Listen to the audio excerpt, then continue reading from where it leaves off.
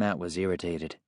He wiped the sweat from his forehead and swatted at a horsefly that got a little too close for comfort. "Is that what you came all the way out here to say to me? The reason you had Juanita push you outside?" "Nope." With an effort, the older man dug into the pocket of his jeans. "I got something here for you." "What?" Matt was instantly suspicious. His father's gifts never came without a price. "Something I want you to have. Oh, here we go." John Randall withdrew a big silver buckle that winked in the bright Montana sun. Inlaid upon the flat surface was a gold bucking bronco, still as shiny as the day John Randall had won it at a rodeo in Canada more than 50 years earlier. He dropped it into his son's calloused hand. "You used to wear this all the time," Matt observed, his jaw growing tight. "Yep. Reminded me of my piss and vinegar years." John Randall settled back in his wheelchair, and his eyes clouded a bit. "Good years," he added thoughtfully, then squinted upward to stare at his son. "I don't have much longer on this earth, boy," he said, and before Matt could protest, his father raised a big-knuckled hand to silence him. "We both know it, so there's no sense in arguing the facts. The man upstairs, he's about to call me home. That is, if the devil don't take me first." Matt clenched his jaw, didn't say a word, waited. "I already spoke to Thorne about the fact that I'm dying, and seeing as you're the next in line, I thought I'd talk to you next. Slade, well, I'll catch up to him soon.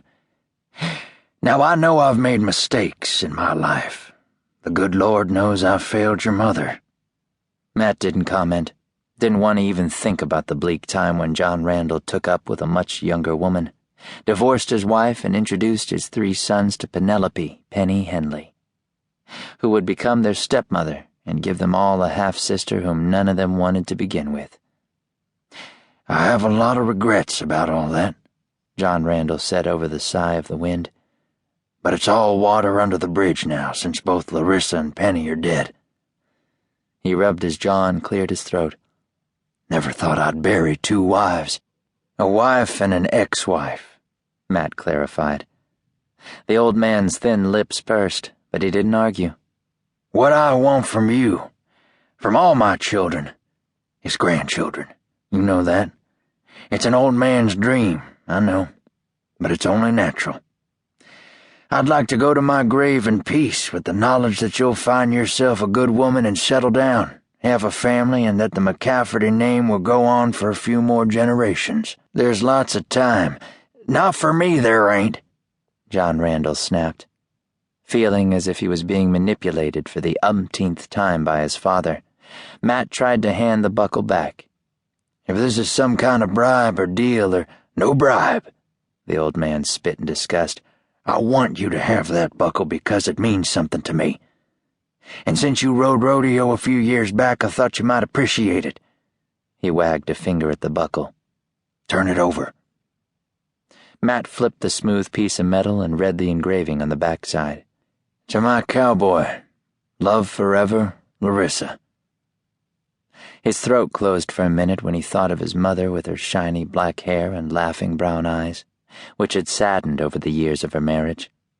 From a free spirit she'd become imprisoned on this ranch, and had sought her own kind of solace and peace that she'd never found in the bottles she'd hidden in the old house she'd grown to despise. Matt's gut twisted. He missed her. Bad. And the old man had wronged her. There were just no 2 ways about it. "Larissa had it engraved after I won it. Hell, she was a fool for me back then." The wrinkles around John Randall's mouth and eyes deepened with sadness, and there was a tiny shadow of guilt that chased across his eyes. "So, now I want you to have it, Matthew." Matt's fingers tightened over the sharp edges of the buckle, but he didn't say a word. Couldn't. "And I want me some grandbabies. That's not too much for an old man to ask. I'm not married. Then get yourself hitched." His father gave him a head-to-toe once-over. "Fine, strapping man like you shouldn't have too much trouble. Maybe I don't believe in marriage. Then maybe you're a fool." Matt traced the